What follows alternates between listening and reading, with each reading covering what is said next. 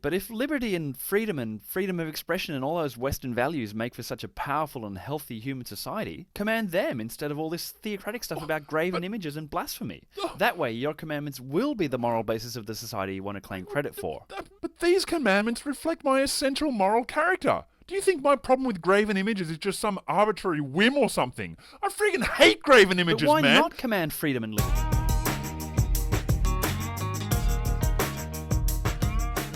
Hey there YouTube, I'm Forrest Latter-day Skeptic. In today's video, we're going to be taking a look at a few religious answers to some of life's biggest questions. So make sure you hang around until the end to see why I believe that these answers don't hold any water. Also, please like and subscribe. I've been talking about religion on and off the internet for a while now, and there's very few things that get under my skin. But one of the biggest is when religious arrogance mocks the honest ignorance of people that don't pretend to know things without sufficient evidence. And they act like they have obvious answers to some of the hardest questions of life. So let's take a look at a few of these answers that they claim to have. Have you ever heard a person of faith say, "Who are you to talk about morality? You believe that morality is relative. You have no sound foundation for your moral claims." And in some sense, they might be right.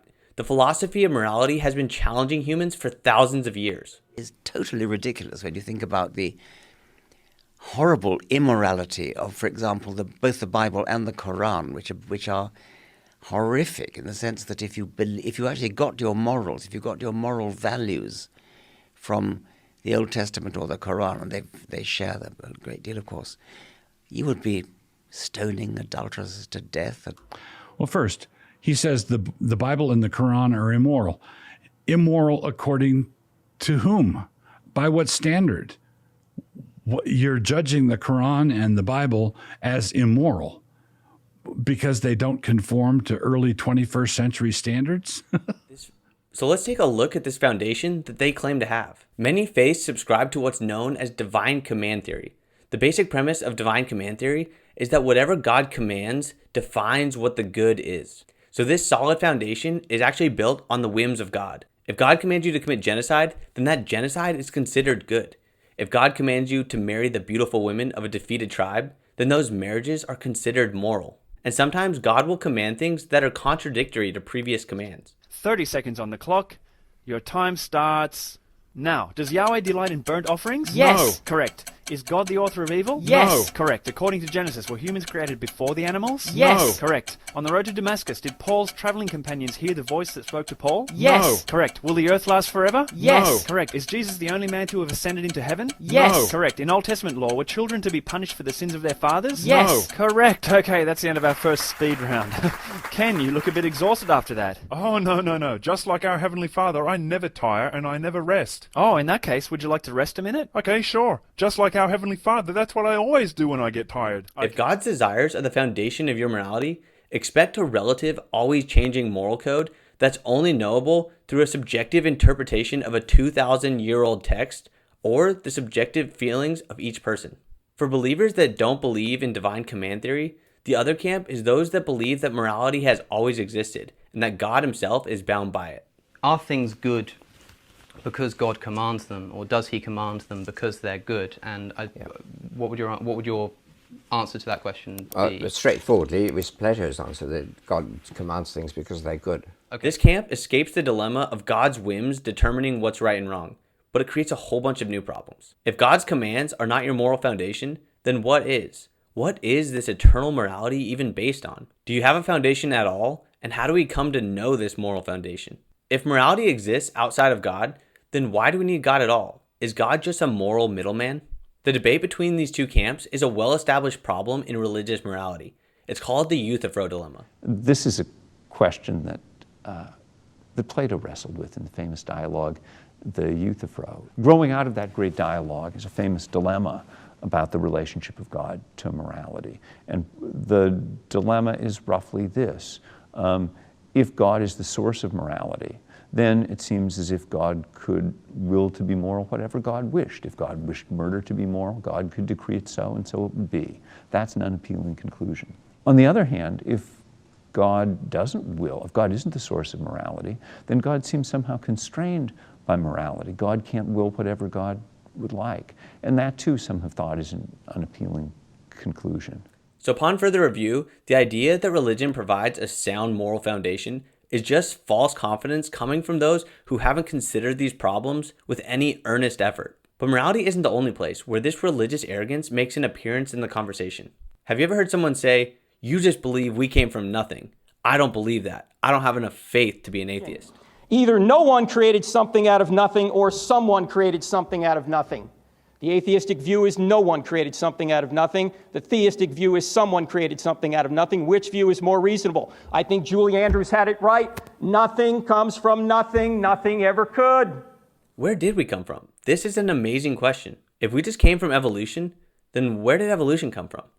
If evolution came from the early state of the Earth, then where did the Earth come from? If the Earth came from the Big Bang, where did the Big Bang come from? And so on. It's turtles all the way down. This is the infinite regression problem, and it's hard. There seems to be only two logical answers. Either something had to have come from nothing, or there's an infinite number of causes. But don't worry, religion has the answer. Where did the Earth come from? It came from God. Problem solved. We didn't come from nothing, and there isn't an infinite regress problem. God solves it. But of course, you see the problem here. God does not answer any of these questions.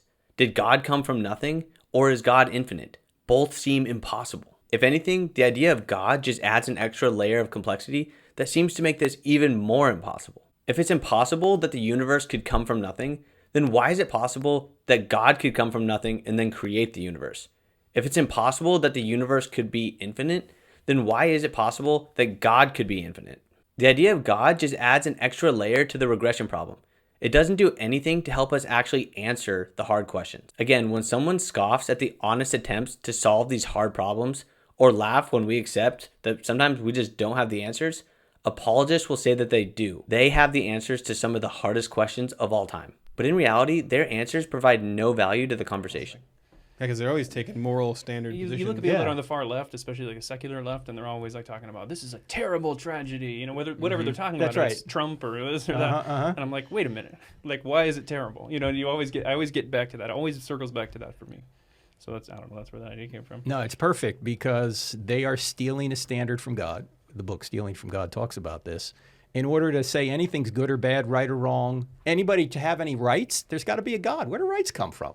One of the most challenging parts of discussing religion is dealing with this level of arrogance. Dealing with people that are this confident in their answers to the questions that have been challenging humanity for millennia. Not only do they have the answer, but they often look down on you for not seeing it as clearly as they do. Extract this concept of a higher power. Let's get rid of it. Let's get rid of where do you think people get their morals and their ethics from? Now that's a profoundly difficult question.